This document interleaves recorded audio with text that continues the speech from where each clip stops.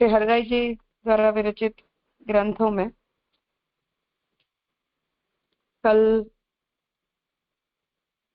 हमने इस विषय का प्रारंभ किया था कि किस तरह शरणागति के अंतर्गत कारुण्य के स्वरूप का श्री हरिराय जी वर्णन कर रहे हैं। तो आपने अलग अलग पक्षों से जीव जो है वो भगवान के सामने किस तरह से असमर्थ है और निस्साधन है उनका वर्णन किया।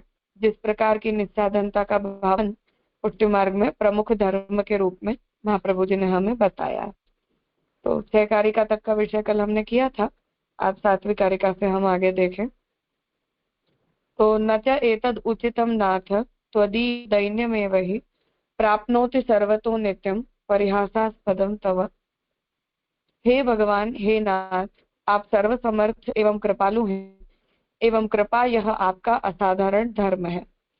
अतः हमारे स्वार्थी होने के उपरांत भी आप तो हमारा उद्धार करेंगे ही, इसमें कुछ शंका हो ही नहीं सकती।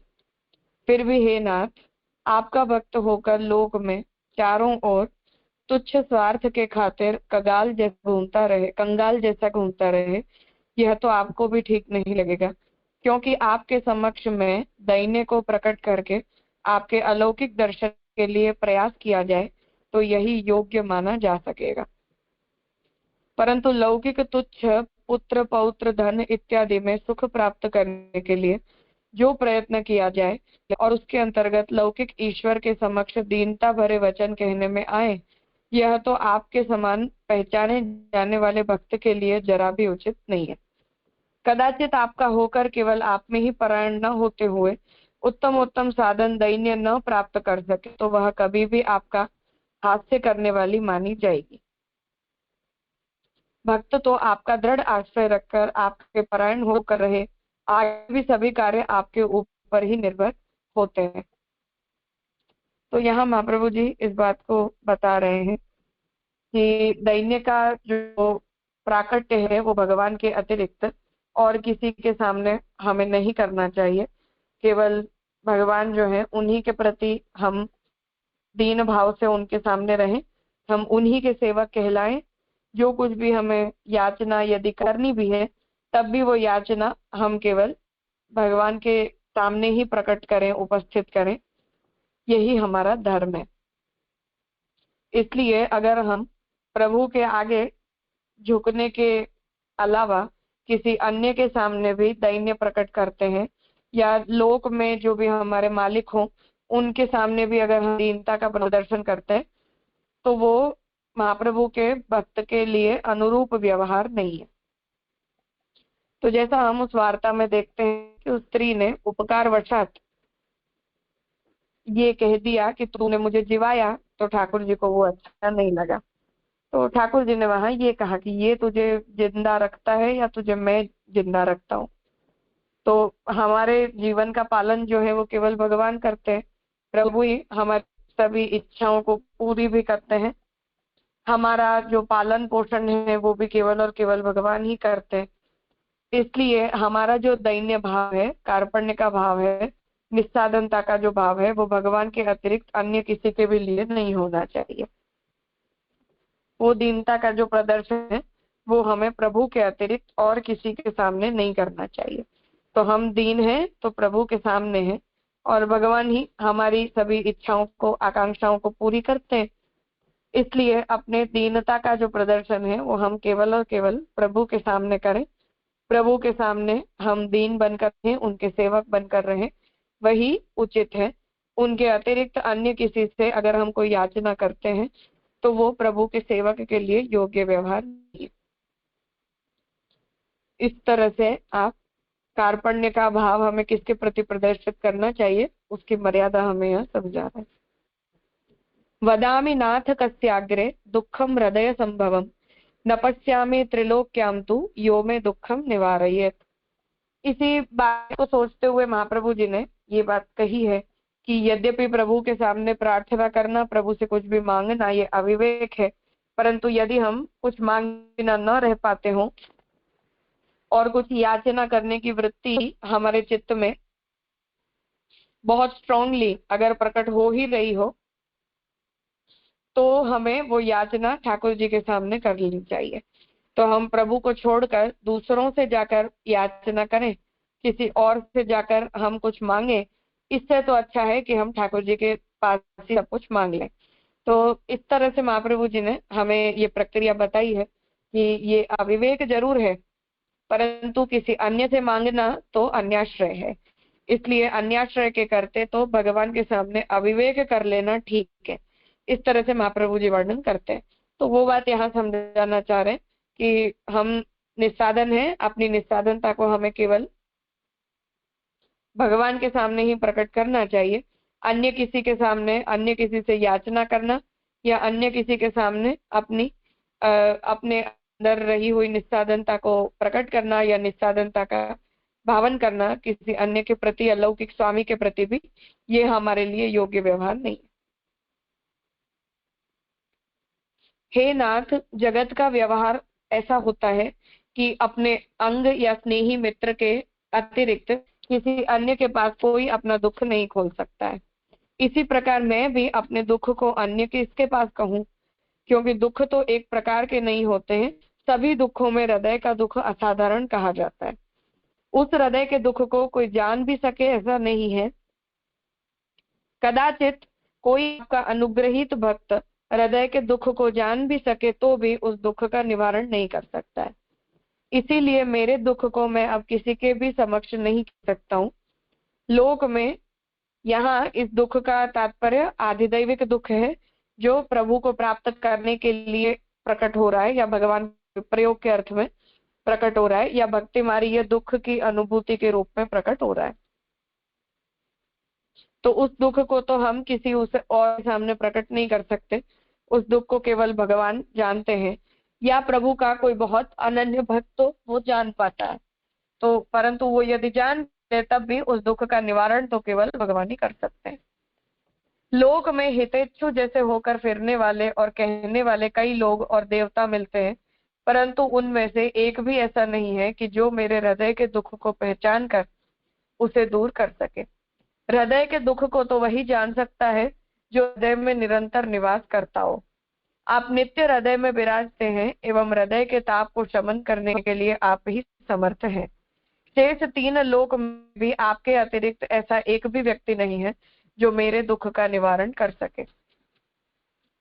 दुख निवारण के लिए, अरे टुकड़े टुकड़े के लिए सामान्य मनुष्य की गुलामगिरी करने वाले वर्ग को इस श्लोक में भयंकर फटकार लगाई गई है। इस जगत में ऐसा कौन व्यक्ति है जो सज्जन सर्वांश से सुखी होगा एवं वह स्वयं सुखी होकर दूसरों के दुखों का निवारण कर सके। जिनके समक्ष हम अपने दुखों को दूर करने के लिए प्रार्थना करते होते हैं, वे स्वयं भी तिरोहित आनंद होकर दुखी ही होते हैं। ऐसों को विनती करना इसकी अपेक्षा तो जिसका सुख सर्वदा त्रिकाला बाधित है, जो स्वयं सुख का रूप है, आनंद घन है, जो सदा से तुम्हारा मित्र है, अरे सदृशौ सखायौ कहकर तुम्हारे मित्र की भांति वेद जिनका परिचय करवाते हैं, उसी श्री यशोदोत्संग लालित प्रभु को तुम्हारा दुख कहो। क्या दुख के निवारण की शक्ति उनमें नहीं है? तो फिर जगत में कौन ऐसा व्यक्ति है जो दुख को निवारण करने की शक्ति रखता हो। इस श्लोक में सांसारिक दुख या भौतिक दुख की बात नहीं है, परंतु प्रभु विरह जनित परम ताप का ही कथन है। तो यहाँ इस बात को कह रहे हैं कि विप्रयोग यदि हमें हो रहा है और विप्रयोग की हम निवृत्ति चाहते, तो उस विप्रयोग को निवृत्त करके अपनी प्राप्ति करवाना ये भगवान की ही इच्छा के प्रति अधीन है। इसलिए हमें विप्रयोग जनित जो भी भक्ति मार्गीय दुख की अनुभूति होती है, उस दुख को भी हमें अपने ही प्रभु के सामने प्रदर्शित करना चाहिए, कि जिससे भगवान धीरे धीरे हमारे दुख को निवृत्त करते हुए हमें अपने समीप लाकर अपनी प्राप्ति करवाएं। त्वयैव करुणाकार्या यादृशे तादृशे मयि यदा स्वास्थ्येन सततं करोमि तव सेवनम। हे भगवान दया सिंधु, मुझ पर तो आपको कृपा ही करनी है। आपके अतिरिक्त जब अन्य कोई भी मेरा नियामक नहीं है, तो फिर आपको इस बार तो विशेष समय की राह नहीं देखनी होगी। मैं तो आपका ही हूँ, अतः आपके सिवाय किसी का आश्रय मेरे स्वप्न में भी नहीं होता है। आपके पास हमारे जैसे तुच्छ भक्त तो असंख्य होंगे, परंतु मेरे समक्ष तो मेरे शरण रूप दुख का निवारण करने वाले आप एक हो। हे प्रभु, जब तक आप मुझ पर कृपा नहीं करोगे तब तक मेरे चित्त को शांति प्राप्त नहीं होगी, एवं चित्त शांति के बिना आपकी सेवा सम्यक रीति से नहीं हो सकती। अर्थात आप में परायणता चाहिए, एवं इंद्रियों की शुद्धता तभी हो सकती है जबकि चित्त स्वस्थ हो। अतः चित्त की स्वस्थता से ही आपकी सेवा में आनंद मिलता है। यदि चित्त स्वस्थ न हो तो कुछ काल के लिए ही सेवा हो सकती है, परंतु निरंतर की सेवा में पूर्णता प्राप्त नहीं हो सकती है, एवं सदा के लिए आपसे विमुख रहना पड़ेगा। मैं आपसे विमुख तो रह नहीं सकता हूँ, अतः आप कृपा करके मेरे चित्त में स्वस्थता करिए।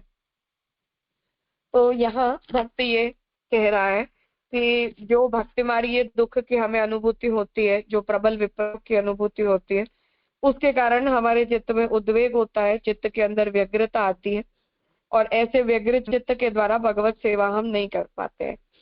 इसलिए भगवत सेवा योग्य स्थिति प्रदान करके भगवान जो है वो हमारे चित्त को शांत करे, जिससे हम एकाग्र चित्त होकर प्रभु संबंधी क्रियाओं में, प्रभु संबंधी सेवाओं में परायण हो सके।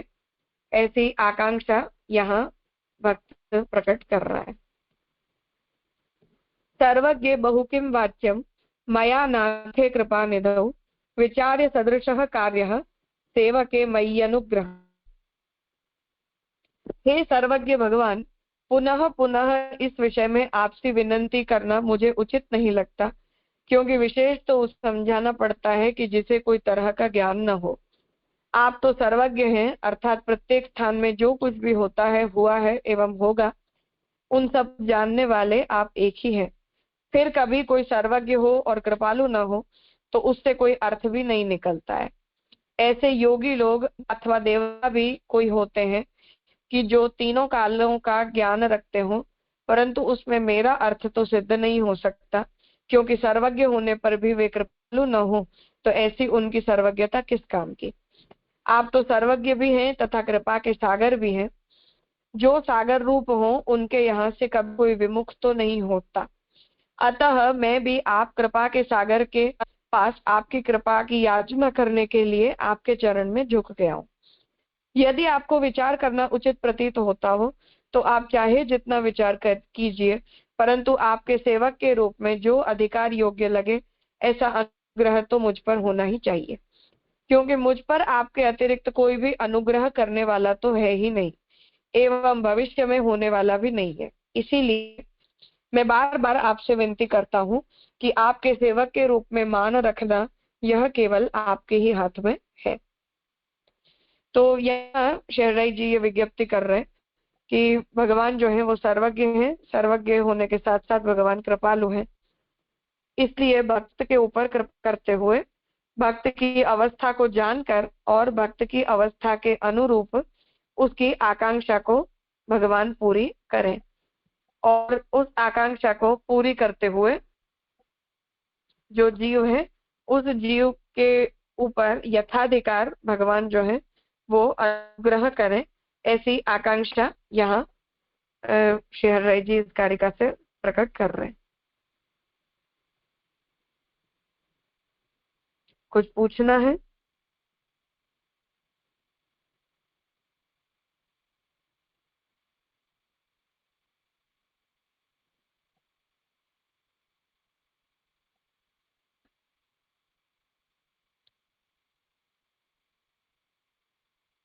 हाँ प्रणव भाई। प्रणाम राजा। सातवीं कारिका में अंत में ये जो अर्थ आया कि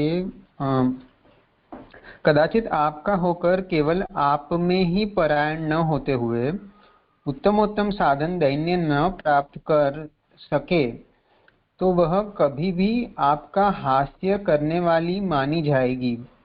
भक्त को आपका दृढ़ आश्रय रखकर आपके परायण होकर रहे, आगे के सभी कार्य आपके ऊपर ही निर्भर होते हैं। तो ये जो आपका हास्य कराने वाली मानी जाएगी, मतलब प्रभु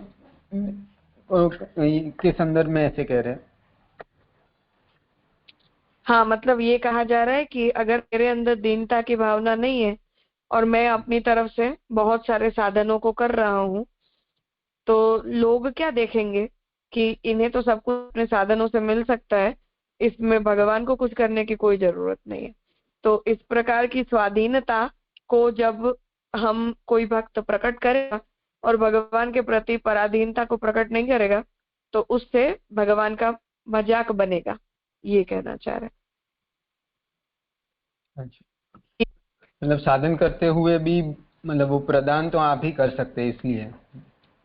हाँ, मतलब हमें भाव भी यही रखना चाहिए और द्योतित भी हमें यही करना चाहिए कि हम जो कुछ भी कर पा रहे हैं वो केवल और केवल भगवान के द्वारा ही कर पा रहे हैं या भगवान से ही कर पा रहे हैं।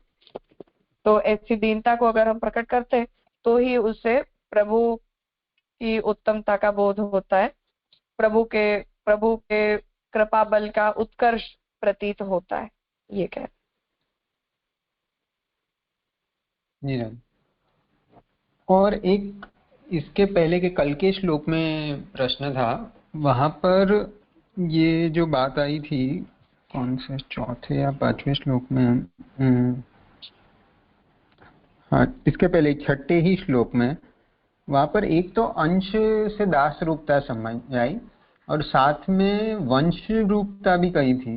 मतलब जो छठे श्लोक का अंत है उसके ऊपर से छठी सातवीं लाइन में, ये आप तो मेरे अंशी एवं वंशी है, अर्थात हम सभी आपके दास रूप अंश है और आपके ही वंश में है। तो ये भाव प्रकार से वंश रूपता कह रहे हैं या? वो नाद सृष्टि बिंदु सृष्टि वाला सिद्धांत है ना, उसके आधार। अच्छा अच्छा। तो पर ये तो प्रभु के लिए कह रहे हो, तो वहां पर भी, यहाँ पर तो दीक्षा के संदर्भ में तो समझ आता है। हाँ, मतलब हम सब जो भक्त होते हैं वो भी भगवान की संतान तुल्य माने जाते हैं ना, इसलिए। जी राजा। और हाँ। फिर ये जो अभी छठे श्लोक के बाद, एक मिनट, अभी जो आखिरी इसके पहले का श्लोक आया, वहां पर कौन सा श्लोक है, ये 9वां श्लोक, उसमें ये जो बात कर रहे हैं, मतलब ये जो अंत में सेवा और उसकी बात आई कि 9वें श्लोक में नीचे से 5वीं छठी लाइन, अतः चित्त की स्वस्थता से ही आपकी सेवा में आनंद मिलता है। यदि चित्त स्वस्थ न होवे तो कुछ काल के लिए ही सेवा हो सकती है, परंतु निरंतर की सेवा निपुणता प्राप्त नहीं हो सकती है एवं सदा के लिए आपसे विमुख रहना पड़ेगा। मैं आपसे विमुख तो नहीं रह सकता। तो यहाँ पर ये जो व्यभाव की ये जो स्टेज बता रहे हैं, तो ये तो फलोन्मुख रूप नहीं है। वहां पर ये वापस स्वस्थता की बात जो आ रही है, तो वो जब अस्वस्थ भी है तभी भी फलावस्था के ही विप्रयोग से जनित है, तो उसी लेवल पर वो है, वैसा नहीं होगा? डेफिनेटली है, पर वहाँ जो तात्पर्य है वो ये है कि विप्रयोग की अवस्था में जीवात्मा को विप्रयोग आंतर अनुभूति के रूप में होना चाहिए, और वो आंतरंतु परम फलम के अर्थ में भगवान की अंतनिष्ठता, मतलब प्रभु हमारे हृदय में स्थिर हो गए, उसे ये प्रकट होना चाहिए। पर उसका तात्पर्य ये नहीं कि बाह्य सेवा के अंदर जीव प्रवृत्ति न कर पाए। अच्छा, तो वो चाह यहाँ पर फिर चाहना क्या रह गई कि ये वो क्या कह रहे हैं कि सेवा हो पाएगी पर निरंतर नहीं हो पाएगी। तो निरंतर में तो फिर क्या पक्ष, अंतरम तो परम फलम ही पक्ष बनेगा ना यहाँ पर श्री हरिराय महाप्रभु के अर्थ से? नहीं, यहाँ जो बता रहे हैं वो उस अवस्था की बात हो रही है कि जिस अवस्था में भक्त उद्विग्न है, तो उद्विग्न होने के कारण भक्त से सेवा नहीं हो पा रही या भक्त भगवत सेवा कर पाने में प्रवृत्ति नहीं कर पा रहा है। आस्करण राजा के जैसी स्थिति हो, उसे आंतरंतु परम फलम कहा जाता है कि अब उस स्थिति के अंदर तो जीवात्मा हर प्रकार से आंतर बाह्य हर तरह से जीवात्मा की अनुभूति जो है वो अपने अंदर करे, सॉरी भगवान की अनुभूति अपने अंदर करे। तो आंतरंतु परम फलम तो ऐसी एक स्वस्थ प्रक्रिया होती है कि जिस प्रक्रिया में सब कुछ जो है वो अंतर्निष्ठ होकर और भगवान की अनुभूति हमें करवाने लगता है। तो वो अवस्था तो फल रूप है, परंतु आस्करण राजा की तरह न हो पाए और उद्विग्न अवस्था यदि हमारी बनी रहे तो वो फलात्मक अवस्था नहीं है, इसलिए उसका निवारण करने के लिए कहा जा रहा है। तो यहाँ बाह्य प्रागट्य की अपेक्षा रह गई, वैसा समझेंगे? बाह्य प्राकट्य की अपेक्षा तो नहीं है, चाहे तो अंतरंतु परम फलम की तरह आस्करण राजा वाली स्थिति में भगवान हमें दृढ़ कर दे कि अब अंतर बाह्य सब कुछ हमारे लिए एक हो गया और भगवत अनुभूति की हमारे अंदर परिपूर्णता हो गई।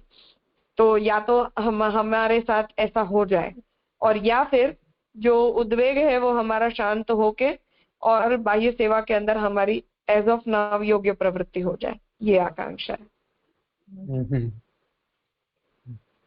जी राय। अच्छा, मतलब वो जो टेक्निकली श्री हरिराय महाप्रभु जी के मत से साधन रूप सेवा भी हो रही है तो वहां की अस्वस्थता भी दूर हो जाए। हाँ बिल्कुल। जी प्रणाम।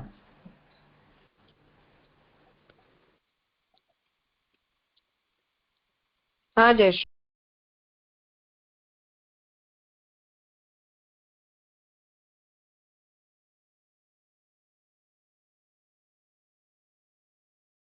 जीव है उसको तो विरह की दुख है ना, तो वो सामान्य मनुष्य का क्यों यहाँ एग्जाम्पल है, उसकी तो गुलामगिरी वो ऐसे भी नहीं करेगा ना, इतनी फलावस्था तक पहुंचने वाला है क्या, पहुंच गया है।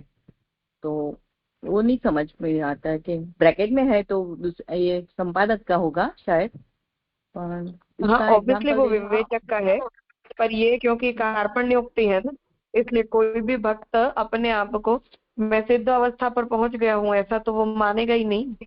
तो प्रत्येक भक्त अपनी अतिशय दीनता की अवस्था में यही भाव करेगा कि हम तो भले भगवान में मन लग गया पर हम तो अभी भी ऐसे ही संसारी जीव हैं, ऐसे ही भगवान में हमारा मन लगता नहीं है।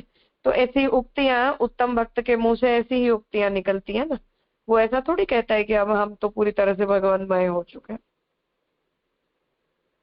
हाँ वो बात मेरा, पर वो दूसरे मनुष्य की तो गुलामगिरी सामान्य मनुष्य की तो नहीं करेगा ना, ऐसा कुछ के उसके सामने कार्पण्य के वो प्रदर्शित करेगा तो भी सामान्य मनुष्य तो उसका कुछ उसको साथ को उसके साथ कुछ संबंध भी नहीं होगा ना, वो समझेगा भी नहीं उसको, ऐसा मैं।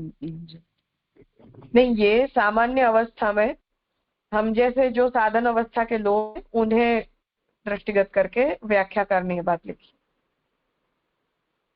ओके। हाँ राजा, तो उसको भी सामान्य मनुष्य अपने जैसे हो उसको भी इतनी विरह की अवस्था होती है, वो सामान्य जन के पास जाएगा कैसा कुछ करने का, कार्पण्य दयनीय होके उसके पास भी जाएगा, ऐसा बताते हैं। हाँ हाँ हाँ। हाँ राजा, धन्यवाद, प्रणाम राजा।